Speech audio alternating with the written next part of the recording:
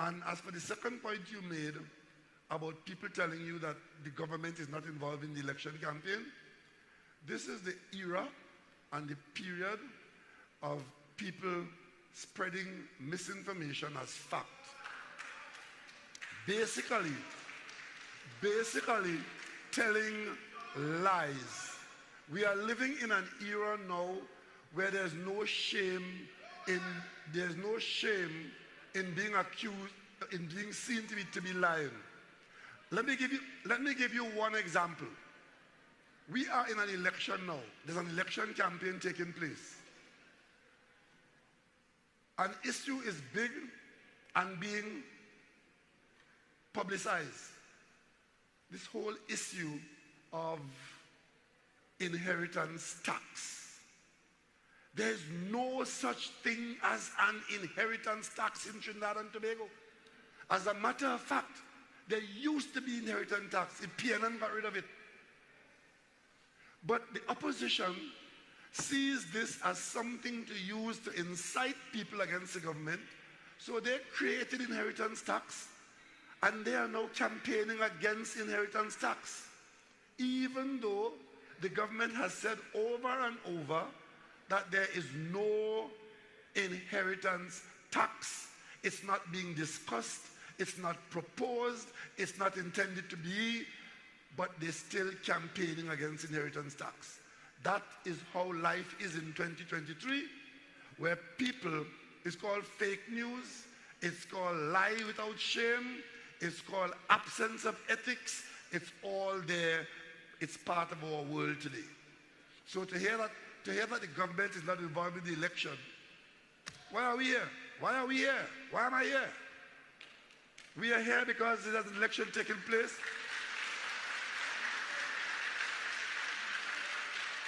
And we are talking about the issues, we are educating ourselves about the issues of local government and its reform and taking action on an election day to vote for or against it. That's what elections are about. So we are in fact involved in the election, and anybody who say anything other than that is a bold-faced misinformer. Thank you, Dr. Rowley. Before we go to another question here, I actually have a virtual question. It comes from Jesse Moss, taking it back to the issue of local government reform from San Fernando West, I believe. The question is, I would like to know what will be the different functions of the Executive Council. The Executive Council, our intention is to have the Executive Council as the decision makers and not the handmaiden of the public servant who is supposed to be working for the Executive Council. Everybody knows, anybody who knows anything about the running of local government today, if you have been in council, if you've listened to councillors, they will always tell you, even as a burgess who asks for service at the corporation, you'll be told about the CEO and what the CEO does and approves, and the council can't do this and the council can't do that. What we are trying to establish is a situation where responsibility lies with executive authority in the corporation, and the public service works as a public service to an executive body with clear lines of authority. Yes, any follow-up questions? I believe we have someone here, and I believe we have Ms. Mitchell. I see 4 hands, 5 hands up.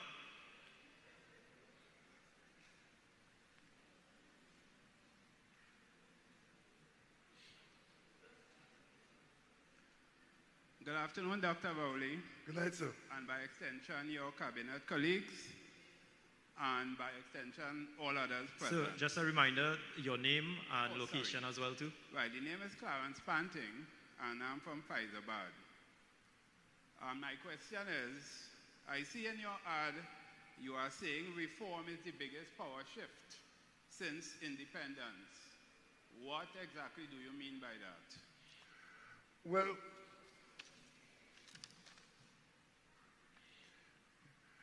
Well, okay. I did say earlier that there is this evolution of authority in the country. where power lies at central government, at the top. Central government is located functionally in the capital city. And the authority to get things done flows out from the central government. So much of the decision making of what happens in the governance of the country, that decision lies with the central government.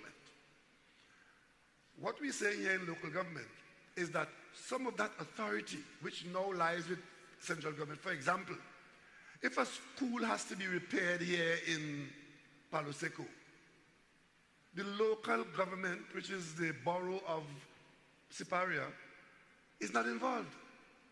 So here you have parents paying taxes, the children going to school, there's a problem in the school that the parents know about. It might have a simple solution, but the local government body is not involved in the decision making as to how that solution should be applied.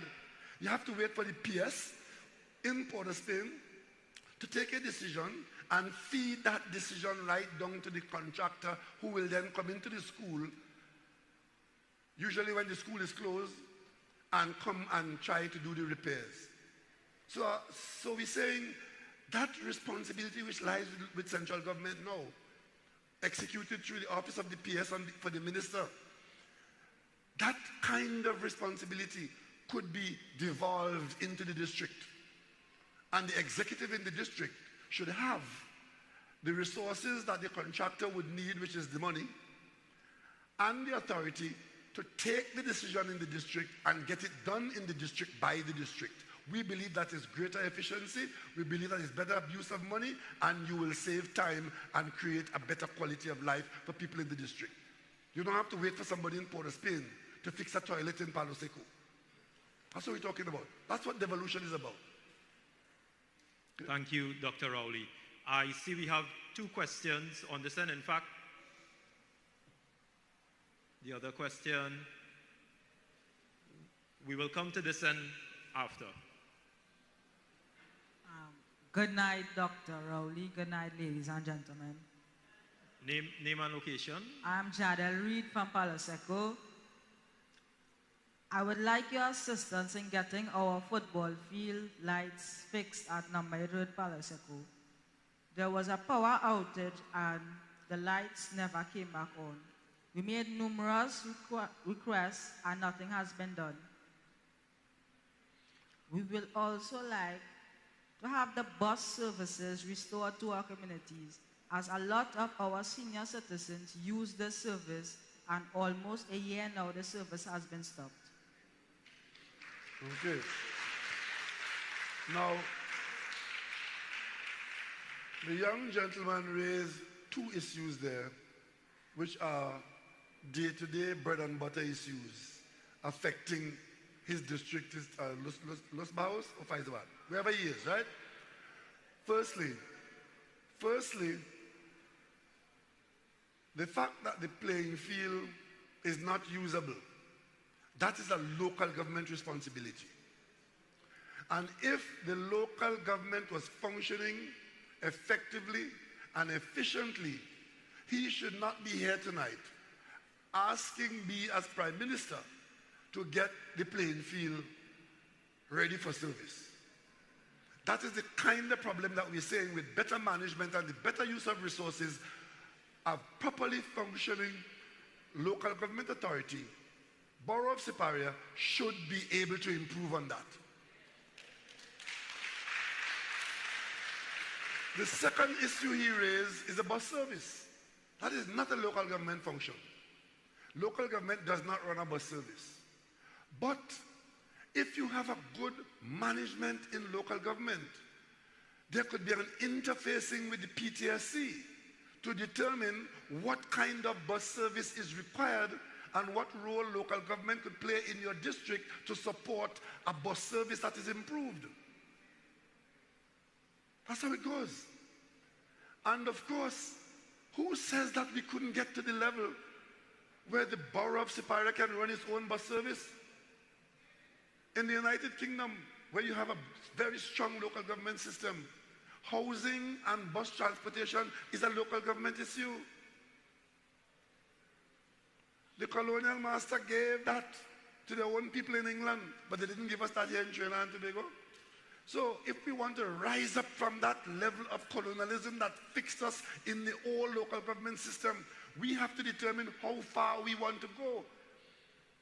So those two issues identify the kind of problems we're talking about in local government reform. Maybe we can't do a bus service next month or next year, but certainly we can get improvement in the whole question of preparation of playing fields and taking responsibility for sporting facilities.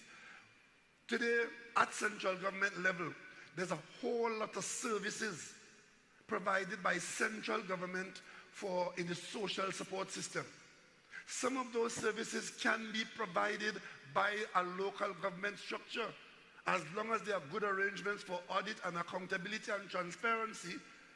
If there's somebody in the borough who has to get help in a particular way, why does the help only have to always come from the central government entities? One can change that and devolve some of that authority and some of those resources to central government, where the people who are in greatest need in your community can look first to the local government district. Because what you're hearing is a lot of requests being made of local government. Sometimes it's not local government responsibility, and then if it is their responsibility, they don't have the resources and the management structure to make full use of resources to service the burgesses. We are talking about reforming that. So those two questions are very vital. Thank you, Dr. Rowley. Dr. Rowley, I have a virtual question here as well too. And I will ask, businesses, small and medium, complain about how difficult it is to get opportunities in their own regions. How can they benefit from local government reform? Well, that's another area. A lot of the government services that are currently being provided are provided from central government. And as long as that is the case, where there is no paralleling for encouragement of small business in the district, what you will have is the strong and healthy outside of the district will provide the service for you. And let's take an example of cleansing, garbage collection. In many districts, I don't know what's happening here in the borough of Siparia, but in many districts, the local government contract that is awarded for your cleansing services is not under the control of the borough or the city. I think it's the ministry controlling it, or somehow the central government. Let me just ask the minister to clarify it. What's going on now? Come up here and tell us what's going on. Come by the mic. Because that's one of the areas, that thing about how do you foster local development. So, Prime Minister, just to join, good evening, everyone. Currently, to answer the question before we go on the tangent, the local participation is a combination between the local government reform package, which specifically says that the Executive Council, working full-time, can instruct the CEO to hire and contract certain services. That's one. The local content comes with the public procurement law. The public procurement law, which is now the law, allows every municipal corporation the ability to procure its own services for the first time. To answer the question as to what happened, in the past there was a mixture between certain corporations contracting services, like Tunapuna Piarco Regional Corporation, for example, which contracts services up to $60 million a year. In those corporations, depending upon the size of the tender, the Central Tenders Board would get involved. So right now, with the proclamation of the Public Procurement Act, and with the amendments that the government made very recently, we have local content as one of the tender requirements that you can put out. So let me simplify this. A corporation can now under the reform package that we want to put on, obtain its own, for example, garbage collection services, use the public procurement law, difference between under $1 million and over $1 million, subject to those regulations, ask for a certain amount of that to be by local content for the first time ever. Because as the Prime Minister has reminded us many times before, when we came into government, we took the step to ask for local contractors to be included in garbage collection, and we were the subject of an injunction by litigation brought against the government, which stopped us from trying to give local government the participation. So most recently, in an effort to help the small contractors in particular, the Prime Minister authorized, and we just finished it last week in Parliament, almost by ourselves, because the UNC had no part with it, we amended the law to say contracts under $1 million will be subject to a different regime, subject to regulations, which allows us to give the small man a chance. So we've learned from litigation. We've removed the Central Tenders Board Act by repealing it. We've proclaimed the public procurement law. And we have given the local government the ability to do the job themselves for the first time ever. Not central government doing it. So these are radical reforms. Right, and let me just say something here. This ought not to be taken for granted. It was a PNM government under the Patrick Manning regime, the Patrick Manning administration, where I served as Minister of Housing. That government introduced the policy and made it public that government will encourage and reserve 10% of government contracting for small business. That instruction came from the government, from the cabinet, 10%. As Minister of Housing, we used that policy to encourage a number of small contractors in the housing program. And today, some of those small contractors survived and grew to medium.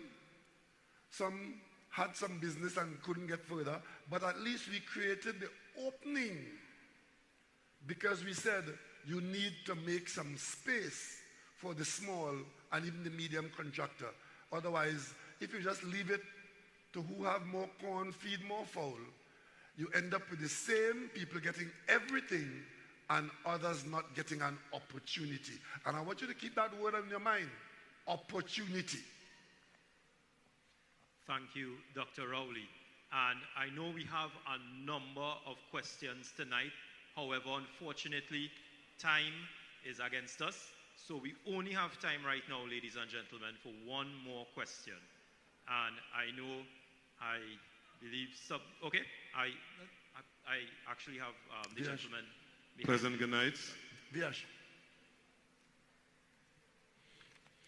Who was that second push?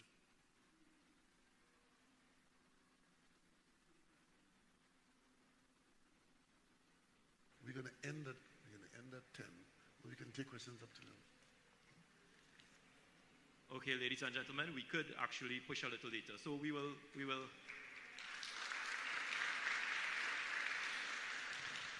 have another question there. President, good night. All protocols observed. Ronald Prince is my name. I'm born and bred Las Boho, reside in Palo Seco at this point in time. I want to first commend our Prime Minister for being so accommodating. We feel like, I think I can speak for everyone here, we feel so at home with you sitting with us. Thank you very much, sir. My name is Ronald Prince. I am the person who, when you were last year, I raised the point of the velodrome, sir, and you acted, and you are here again just to open the velodrome. I want to give the Prime Minister a round of applause, sir. Thank you very much. My question is, when we do win the borough, how soon will local government reform take place? And are there any challenges, if any? There are many challenges, and there will be challenges. And with respect to how soon, it will be a transitional arrangement for some things, and some things can happen almost immediately. As I told you earlier on, while the law has been passed in the Parliament, there are some proclamations that are required, and you only proclaim if you are ready to operationalize that aspect of the law. So we all are eager to have it done, but we have some preparatory work to do to operationalize, and that will be managed through the proclamation process. And we will do those things that are immediate, and we will work in a transitional arrangement with those things that are not immediate. Thank you, Dr. Rowley, and thank you again for agreeing to continue to answer questions and really subject yourself to the scrutiny of the members of the public here as well too, and to ask the questions. And I believe Dr. Rowley, in my memory, which is not very far back, is the first Prime Minister to come in front of the public and subject himself to questions and answer it, outlining the policies and programs of the government on the burning issues of the day, ladies and gentlemen. So we continue. Do we have, I will go to an online question at this point in time as well too, Dr. Rowley. A large number of citizens often require access to social services. How will local government reform make for easier access to these services? Well, what I just said was that some of these services, once there is appropriate management, accountability, transparency, and audit at the local level, we could begin to devolve some of these authorities and resources into local districts for that. We are on that pathway now, and it's how far, when do we start, what do we start with, and how far do we go. But that is one of the potential areas for local government to play a role. In fact, local government on its own can begin to carry in your district a data bank as to who is in need, who is unemployed, what the skills you have, and that's the basis on which you can start this kind of conversation. Because it will allow you to more appropriately talk to the central government about devolving authority for managing some of these things. Okay, thank you, Dr. Rowley. That lady with the red bow, they was trying to give her a mic, please. Good night. My name is Anastasia Edmond. Good night, Mr. I'm Prime sorry, Minister. I didn't get your name with that lovely bow on your head. My name is Anastasia Edmond. I am from Faizabad, and I will just have a concern. The youths of South normally go to ECC when we finish school to learn a trade. ECC closed down. What are we to do? Or what would you do for us concerning ECC? I had a... NESC, sorry about that, NESC. Okay. NESC. Where's Foster? There's a minister here who's a responsible... Minister Cummings. Come up, please. Let me ask Minister Cummings to answer that question. He can more comprehensively answer that against the background that the government is about creating more opportunity for training for young people. Thank you, Prime Minister. In this region, we have several programs for the young people in terms of training, skills training, and technical vocational learning. The NESC Center that you refer to in particular, the government has decided that we will convert that into a youth development and apprenticeship center. And therefore, there will be a non-residential program running out of there in conjunction with the MIC. In addition to that, the Palo Seco is a Los Bajos, youth development center is currently under refurbishment, and that center will also be run as a sister agency to the one at Palo Seco, also run in conjunction with the MIC and the MYDNS.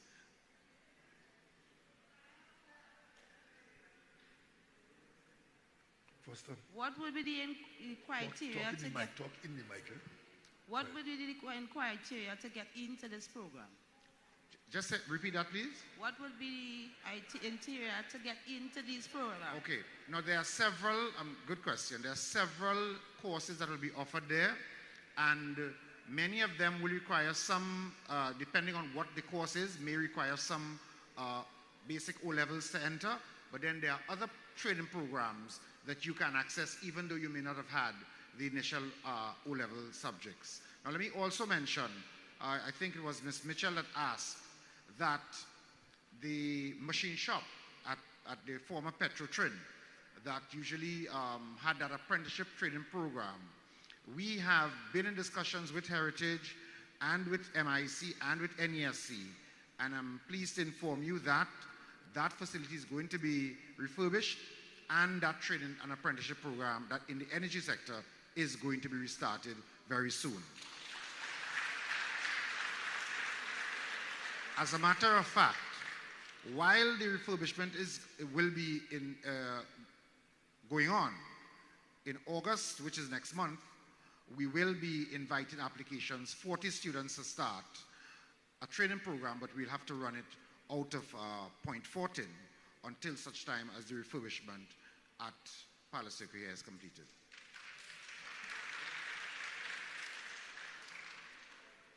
Yes? If there's anyone in the audience with a question about youth development and training, since Minister Cummings is by the mic, you could ask that question now, because he is directly involved. This Ministry of Youth Development and National Service is addressing those very questions that you are raising. And while the questions are coming, I can tell you that at Beach Camp, which is on your doorstep, the government has determined that we'll convert the Beach Camp facility into a national service complex. And out of that complex, we'll be running residential programs, non-residential programs for both male and female. And the MyLAT program is going to be run out of there for Southern Trinidad. The MyPath program and the CCC program will also be run out of the Beach Camp facility. In addition to that, a model farm, crops only for now, will be established at the Beach Camp, and we'll also have some of our shade houses established there. I can also indicate to you that the Youth Agricultural Homestead Program, which its pilot project is being run out of Chatham, and I'm aware that there are many students from this area who are currently enrolled in that program. Okay. Yes. Thank you. Thank you. There's a question. I have no question? Good evening. My name is Nyla Stephen. I am a candidate representing Palmer's Hermitage. Today I had a walkabout and I rushed down here this afternoon just to be here. This is for Ms. Foster Cummings.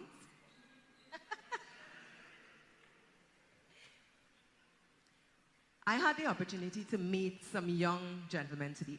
Unfortunately, they were incarcerated at some point in time in their lives, and they're out now. And the question was asked to me, what do we have for them for rehabilitation in regards to getting back into the industry of work as young men? Because when they go out in the field for jobs and they ask for a certificate of character and they get jobs, they're being turned down on the spot. No chance of, getting any redress in that respect. So what do we have for rehabilitation for the use of these gentlemen, these types of lifestyle that they're going through? Yes, thank you for your question. I can tell you that we have had discussions with both the police service and the prison service. We continue to have those discussions on a regular basis, and that all of the programs that we have, there is a component reserved for participants coming out of the police youth clubs in particular. We take a percentage from the police youth club of all the programs that we have. Every time we advertise, we reserve a certain percentage for persons participating out of the police youth clubs. And in addition to that, we have relaxed the entry requirement of the police certificate of character if we are able to satisfy ourselves that the person is not going to be disruptive to the program. So that some of the persons that you mentioned will be able to access the several training programs of the government. But of course, we must be able to satisfy ourselves that there is not going to be any disruption to the overall performance of the programs. But the door is certainly not closed for persons who have had minor infractions with the law.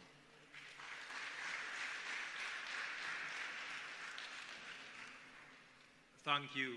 And ladies and gentlemen, that's the benefit of conducting these conversations. You also have the benefit of asking and getting answers from members of the cabinet as well too. I see another question here. I believe Ms. Mitchell may have a second question. Or, in fact, just one second, Ms. Mitchell. Good night, everyone. My name is Stacey Batson. I'm from Palo Seco. Good night, Dr. Keith Rowley. Good night, good night. My question is, if UNC wins this election, what will happen to the local government reform?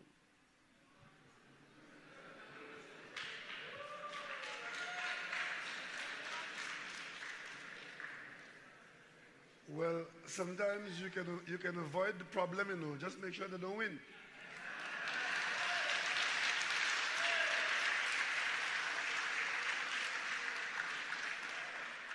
But realistically,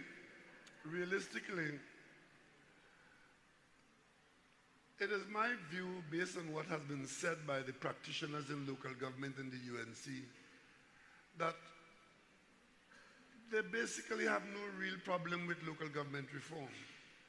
This opposing local government reform in the way they're doing it now is pure, naked survival politics. It's politics. Unfortunately, they put politics before country. The politics is supposed to work for the country. We're not saying they're supposed to have the same politics and the same political approach, but there has to be a time when you have to say, this is good for the community and I'm supporting it. This is good for the country, I'm supporting it. It can't be that if I am not in charge, it mustn't survive. To answer your question, their position is they win the election and exactly what is going on here now will continue. They're saying leave it so, leave it just so. And the reason for that is that there's a general election due sometime later on. And they want to be able to say that nothing is happening, the country is going to hell, the government is a waste of time, and then that is the next election campaign for the general election. We are saying the people can benefit now from the work we have done before, from the reforms that are recommended, through the law that is passed, and as long as you give the PNMA mandate to do it, we will do it once you give us a mandate to do it. Thank you, Dr. Rowley. We have a few questions again. I think I see some hands up. I see Ms. Mitchell here at the front. There's someone with the mic, unless we have someone. So we'll allow, just because we have the extended time, ladies and gentlemen, we'll allow Ms. Mitchell a second question. Thank you very much, Mr. The last Moderator. question was very hard, so make this one easy, right? Yeah, no. This one is easy. This one, will compliment Ms. Ali. The Superior Corporation, the other side is in charge. The what? The Superior Corporation. You mean the Borough of Superior?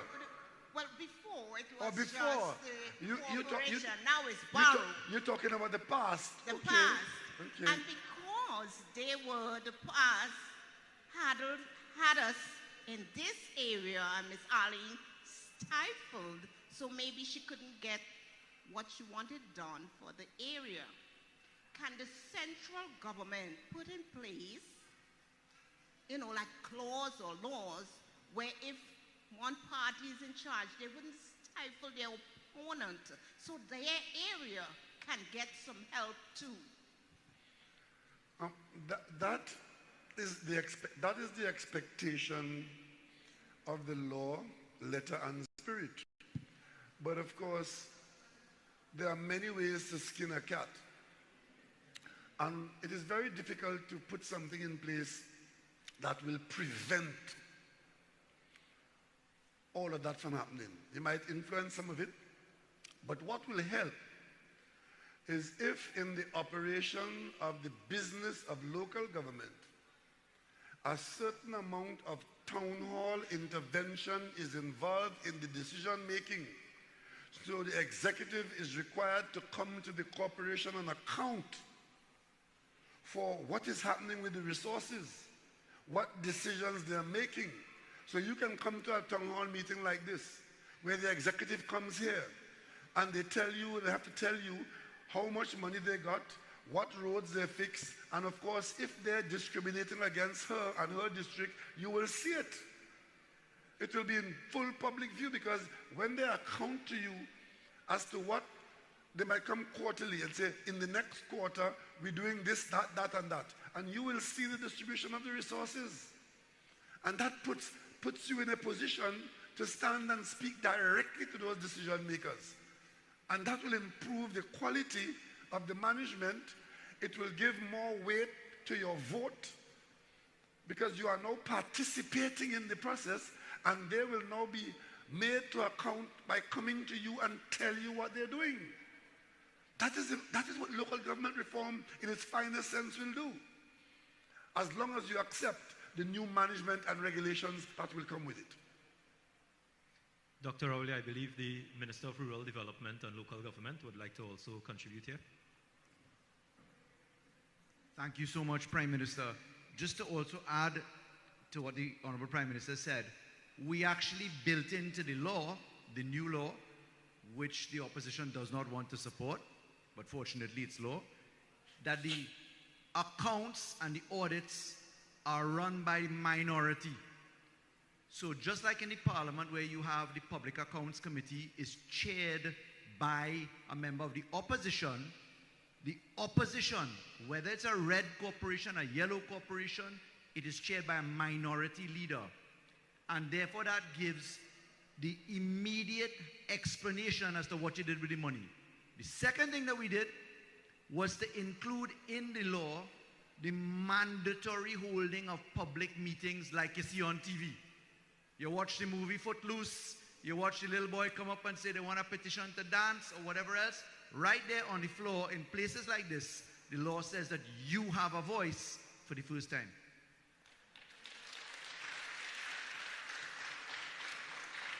Thank you, Minister Al-Rawi. Do we have any other questions? I see two questions, okay. One there, and then the gentleman holding the national flag in the back.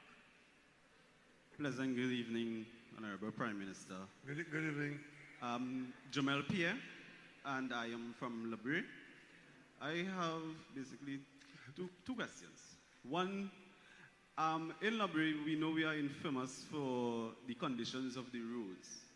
And in the past, we had a system where the Ministry of Works had an outpost where they used to have workmen that will come out and continuously do maintenance works to the roads. That system no longer exists, and it seems as we have moved to strictly contracting out services for the roads.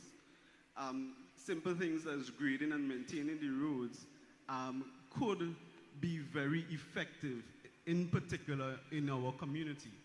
I ventured into High Road just today, and there has been no attempt to address the drainage or the conditions of the roads since I maybe was a little child.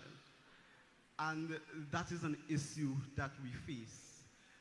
The second issue that I want to raise is that of the management system that we use for our community centers. I have not gone into any community that didn't have problems with the management of the community facilities. I've seen in some instances, you have community youth groups practicing outside because they're not being allowed access into the community facility. You have instances where people believe that it's their birthright for these facilities, and it's not redounding to the benefit of the community. How can local government and central government address these issues? With respect to the point you made there about not having these outliers of units to do small maintenance on the roads. What has happened is that the system when that existed was one where we didn't have a proper road network. So people didn't get to move as easily and freely around. So the managers then located those maintenance units away on the road and in districts. They became a casualty of the very improvement of the road system. Because as the road system was improved, the view was taken by the managers that we can easily move to these areas and do the maintenance. So we could afford to keep the resources here or be here, keep the staff here, and then move easily from here to many miles away and do maintenance. That sounded good, or maybe it is good, but the end result is that small maintenance work like a pothole or a clogged drain is lost under the radar, because where the decisions are being made now, they make decisions on a major scale for something big. They don't pay attention to something small. So a pothole that could annoy you to the high heaven or damage you and is dangerous could remain in the road, because where the decision is being made, where the staff is located, that pothole doesn't feature. And that happens, and the more you improve the road network and allow you to move far away quickly, is the more there has not been any of these regional service centers. But another point that you have to admit, if we are honest with ourselves, there are a number of people on the government payroll who are paid to do certain jobs which do not get done.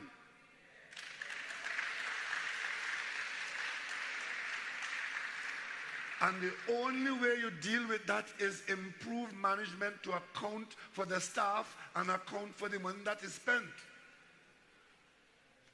So one of the things that local government reform should bring is a reduction or elimination of that situation by accounting for the staff and what they do for the money they get. And the other point you made, it slips me now, there was the last point, the second point you had made. Community centers. The minister responsible, they are now grappling with that particular problem where the management systems, we're still experimenting, but some people, even if it's the village council, there are some situations where the village council has the responsibility, or they assume an ownership and they take it to the extreme. I can tell you one instance I know a long time ago where an ambulance driver actually carried home an ambulance when he was going on vacation because he didn't want anybody to drive his ambulance. I know about that. And these people who will shut youngsters out of the center because you're not going in my center completely misses the purpose for the center.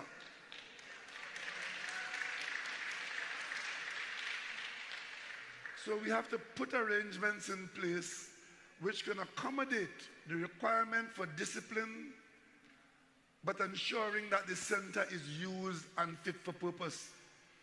So the minister is working on that now, and very soon some new guidelines will come out that should address that problem, but I know it exists.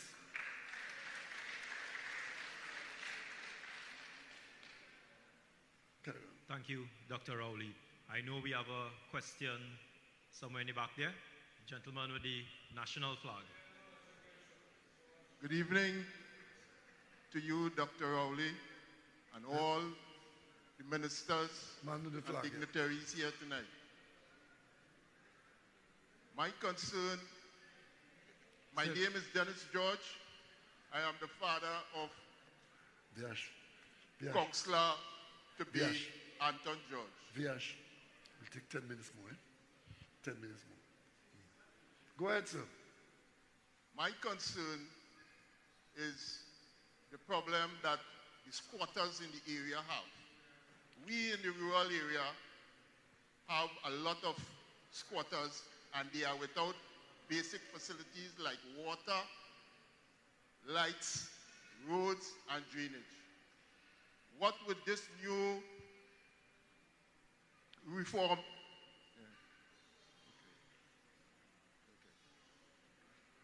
Go ahead, you have a mic, you know. What would this new reform do to bring these squatting communities on stream? Thank you. Is it public land or private land? Those are more Petrotrin land, ex-Petrotrin land. So it's public land? Yes. Well, as it stands now, there's no immediate role for local government in land regularization. There's another agency that exists called the Land Settlement Agency, which can take up the issue of established squatter settlements being regularized. We have to be careful that we don't say or do things that indicate that there could be a carte blanche occupation of public lands by squatting. We know that there are squatter communities that exist, some of them in the south here, some of them on Petrotrin land. Some of them will qualify for regularization, but other situations, there needs to be protection of public land from wanton occupancy.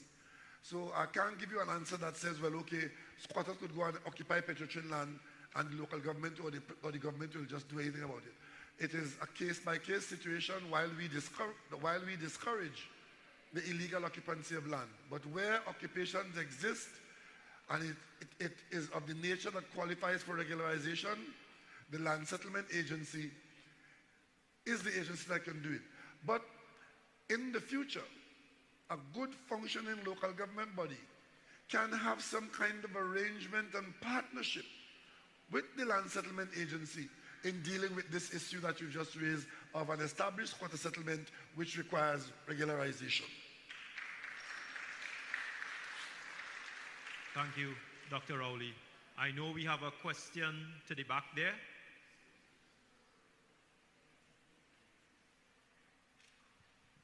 Good afternoon, everyone. Relissa Sylvester Pay is the name from the constituency of Labrie. I have two questions. The first one is in 2020, during the general election, a very big billboard was erected on Point Door Junction advertising the Point Door developmental project. Now the community center in Labrie is at the ending stage. So when is the sporting facility, when is that part of the project expected to begin? That is one.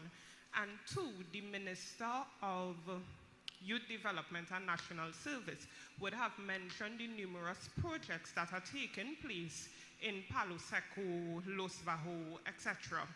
Are local contractors being contracted to get these projects up and running, or is it only bigger contractors? Are our local contractors being given the opportunity to get subcontracts in these projects? Good question to the minister. Let me answer the first part. The first part about the billboard. What is that project was, that billboard was advertising some immediate works to be done on the old center there and some additional works on the Udicott. The whole thing has been reviewed and a different scale and scope of work is coming through, and that is on the table because people were not satisfied with just the refurbishing of that center on, at Point Door Corner there. But there's a development plan that is now being drawn up for that area, which will involve much more than the work to be done on the Point Door Community Center, which was there. Answer the question about how contracting is done. Thank you, Prime Minister. Thank you for the question. Very good question. Let me say that we do encourage the contractors who are the larger contractors who would qualify for the bigger projects to have some level of local content and discussion with business persons from within the community who will qualify to operate as subcontractors. The major project managers for the projects would be Udicott, MTS, and in some instances the Rural Development Company. And as a ministry, we have made that effort to do so. In some instances, we have brought on a community liaison officer to be able to be that person to liaise between the ministry and the community and the contractors, and that is to assist with the question you have raised. But let me also say that as a government, we support small business development. Only last week, the government approved a micro and small business development grant that will affect over 1,000 young business persons annually. And that program, government has approved an expenditure of some $24 million every year to support young persons who want to get into business. We have introduced the Business Accelerator Program at NEDCO, and we will be creating a one-stop shop on a regional basis.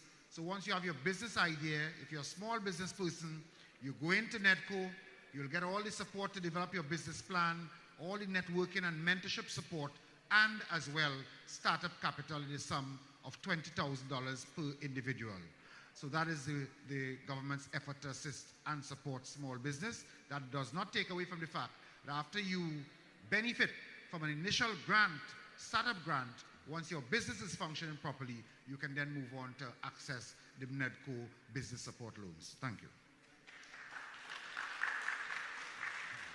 Thank you, Minister Cummings.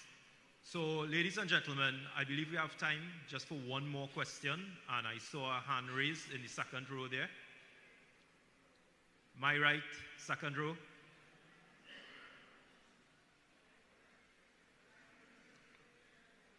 Just state your name and location, sir, and your question. President, good night to the Honorable Prime Minister, Dr. Keith Rowley. My name is Junior Francois, and I live Santa Flora. I'm in the electoral district of Palo Seco. So, having the last question, I think it's kind of one of the appropriate questions to ask tonight.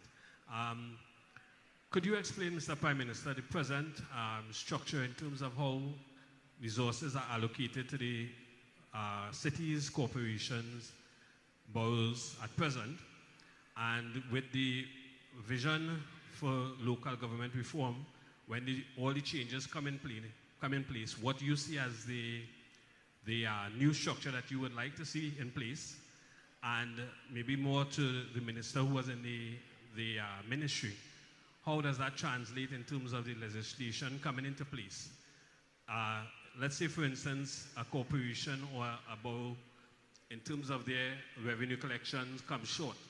What is the amount of subvention that central government will have for that, or what do you see as your vision in terms of how that would be filled, as opposed to another borough that is maybe collecting more revenues than they expected? I'm glad you raised that question. I think the minister should be the best person. I'm glad you're here. Come answer that question. While you're make your way up. Answer that question. While the minister is making his way up, that question is an interesting question, because I heard a certain amount of misinformation geared at mischief in a political offering recently, saying that Point 14 gets $70 million and Kuva Tabaki Talparo gets $70 million. So while corporations have got money, the same amount of money goes to Kuva Tabaki Talparo with this large area and large number of districts as goes to Point 14. That is the kind of thing that people are campaigning on, just naked lies, hoping to get themselves elected. Minister, could you answer that question, please? That's a very vital question. Sure. Thank you very much, Honorable Prime Minister, and for the question. Contrary to what is said, corporations actually are assessed, the current way of allocating monies, they are assessed by geographical layout, density of population, and the demand for resources. I'll give you an example. The city of San Fernando is quite small on the map, but it's quite dense in its population. Rio Claro, Mayaro is a very large area with similar amount of population in terms of density. The rural network of roads comprises 81% of our roads are secondary roads. They are vested in the corporations. Just for an example, so in the back of the Municipal Corporations Act, you'll see the vestings of roads. So when the request for accounts come in, the corporations submit requests to the Ministry of Local Government, which requests then are forwarded to the Ministry of Planning and the Ministry of Finance.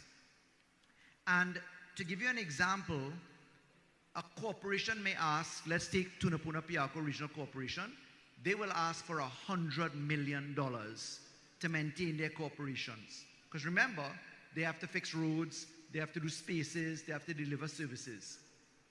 For the year, and I have some data with me, 2021, if I look at Tunapuna Piarco Regional Corporation, they got $10 million.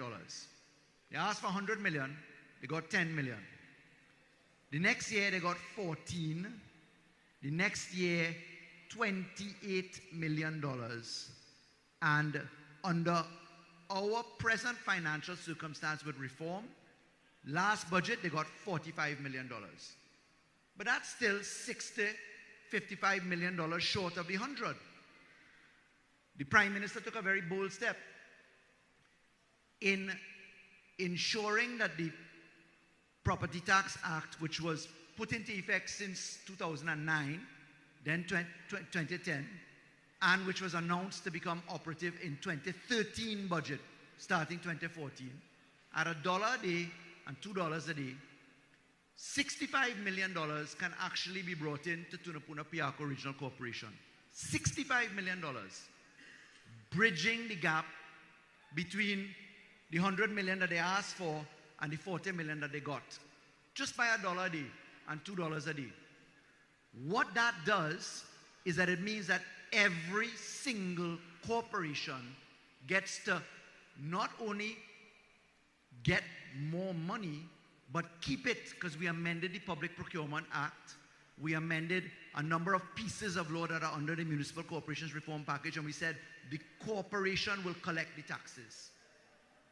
Now, what that means is we get every single entity with more money, and therefore the demand for allocation under a new system is a combination of the new law and the requests of the Ministry of Finance. Because you have exceptions. Couva Point Lisas, they have an industrial estate. They might be dense over there. The residential properties may be less. So the Ministry of Finance will deal with a top-up. Remember, what we're able to do now is to actually deliver services and jobs. Because for the first time, local government will have the ability to hire people other than through a service commission. It's the first time, because we amended the law to do that.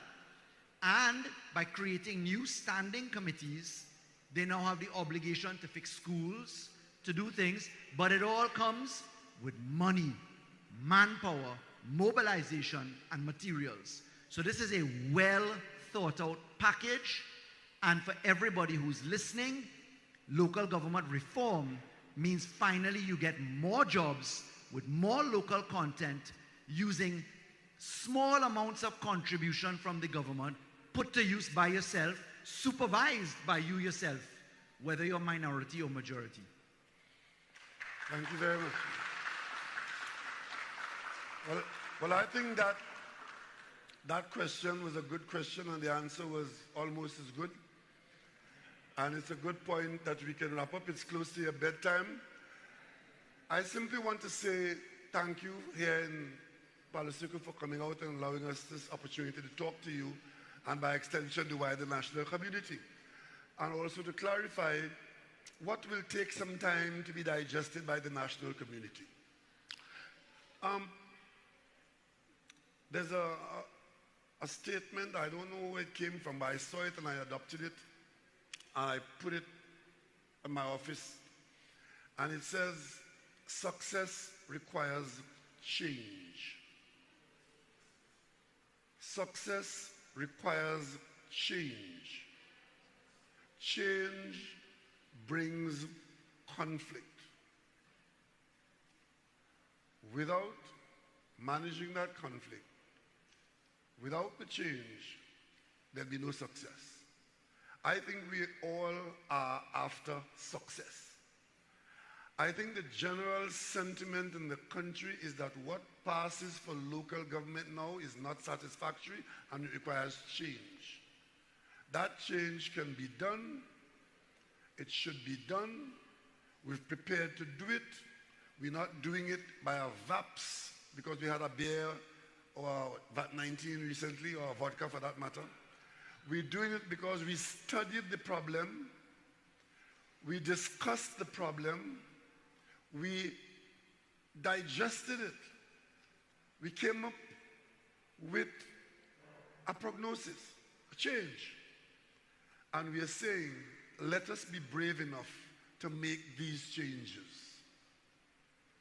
And elections have consequences. You, at this time, you are asked to come out and vote for something. And that something is to support local government reform. So we can confidently go ahead and do the things that we say we are going to do. Because we put everything out there, there's no secret. We say what we are going to do. And if you genuinely believe that those things will improve your community, I ask you to take the responsibility as the voter to receive your elected people and receive local government reform and its benefits. Come out and vote on August 14th. And when you come out, vote PNM. It's the better choice.